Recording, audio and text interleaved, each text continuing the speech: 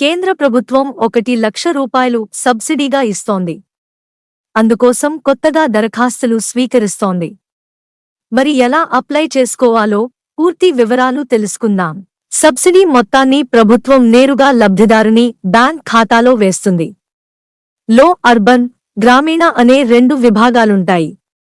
PMA కింద మురికివాడల్లో ఇంటి నిర్మాణం కోసం భారత ప్రభుత్వం ప్రతి ఇంటికి 1,00,000 రూపాయలు సబ్సిడీ ఇస్తుంది. ఇంకా గృహ రుణం తీసుకోవచ్చు. దానిపై 6.5% వరకు వడ్డీ రాయితీ పొందవచ్చు. రుణాన్ని 20 సంవత్సరాల్లో చెల్లించవచ్చు. ఈ పథకం పొందేవారికి ఆల్రెడీ సొంత ఇల్లు ఉండకూడదు.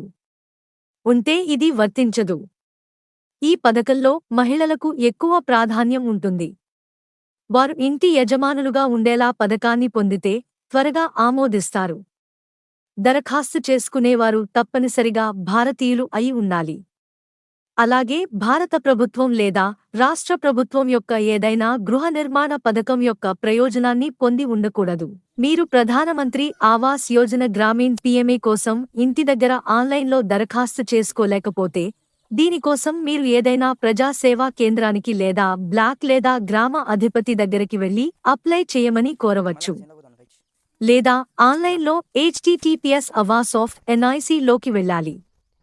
లేదా ఉమన్ యాప్ ద్వారా https://webumang.gov/landing/department/pmayg@tml కూడా అప్లై చేసుకోవచ్చు.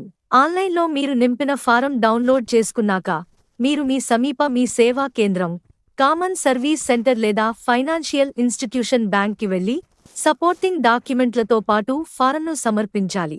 ఈడబ్ల్యూఎస్ కింద లబ్ధిదారుని సంవత్సర ఆదాయం 6 రూపాయలు లక్షలకు మించకూడదు. అదే ఎల్ఐజీ కింద వచ్చే లబ్ధిదారుడి వార్షిక ఆదాయం 6 లక్షల రూపాయలు కంటే ఎక్కువ 12 లక్షల రూపాయలు లోపు ఉండాలి. ఎంఏజీఐ లబ్ధిదారుడి వార్షిక ఆదాయం 12 లక్షల రూపాయలు లేదా 18 లక్షల రూపాయలు లోపు ఉండాలి. MIG2 కోసం లబ్ధిదారుని వార్షిక ఆదాయం రూపాయలు 18 లక్షలకు మించకూడదు.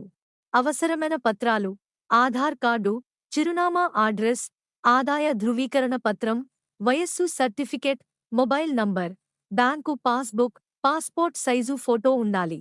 ఆన్లైన్లో మీరు నింపిన ఫారం డౌన్లోడ్ చేసుకున్నాక మీరు మీ సేవా కేంద్రం, కామన్ సర్వీస్ సెంటర్ లేదా ఫైనాన్షియల్ ఇన్స్టిట్యూషన్ బ్యాంక్కి వెళ్లి సపోర్టింగ్ డాక్యుమెంట్లతో పాటు ఫారంను సమర్పించాలి.